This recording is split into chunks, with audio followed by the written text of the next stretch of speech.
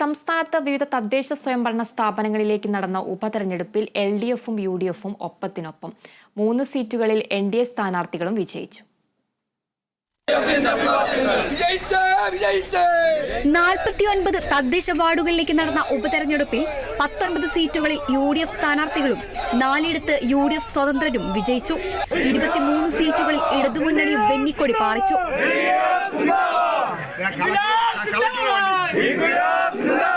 3 NDAക്കാണ് വിജയം. തിരുവനന്തപുരം ജില്ലാ പഞ്ചായത്തിലെ വെള്ളനാട് ഡിവിഷൻ കോൺഗ്രസിൽ നിന്ന് CPIM പിടിച്ചെടുത്തു. കോൺഗ്രസിൽ നിന്ന് രാജിവെച്ച വെള്ളനാട് ശശിയാണ് ഇടതുമുന്നണിക്കായി ജനവിധി നേടിയത്.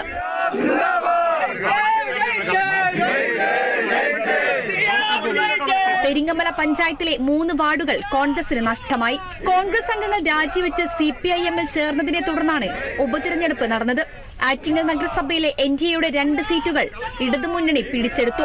ആലപ്പുഴ രാമങ്കരി പഞ്ചായത്തിൽ അവിശ്വാസ പ്രമേയത്തിലൂടെ പുറത്താക്കപ്പെട്ട രാജേന്ദ്രകുമാർ 13ാം വാർഡ് മെമ്പർ സ്ഥാനം രാജിവെച്ച സാഹചര്യത്തിൽ നടന്ന തെരഞ്ഞെടുപ്പിൽ LDF വിജയിച്ചു. കൊല്ലം ജില്ലയിലെ തൊടിയൂർ പൂയപ്പള്ളി പഞ്ചായത്തുകളിലെ ഭരണം ഇടതുമുന്നണിയിൽ നിന്ന് കോൺഗ്രസ് പിടിച്ചെടുത്തു. ശൂരനാട് 13ാം വാർഡിൽ UDF സ്ഥാനാർത്ഥി വിജയിച്ചു.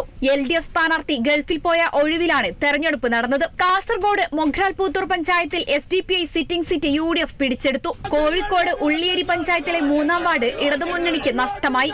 കൊടിയത്തൂർ പഞ്ചായത്തിലെ 3ാം വാർഡ് കോൺഗ്രസ് നിലനിർത്തി. വെള്ളാങ്ങല്ലൂർ ബ്ലോക്ക് പഞ്ചായത്ത് കൊമ്പത്തുകടവ് ഡിവിഷനിൽ ഇടതു സ്ഥാനാർത്ഥി സുമിത ദിലീപ് വിജയിച്ചു. News desk Kerala vision news.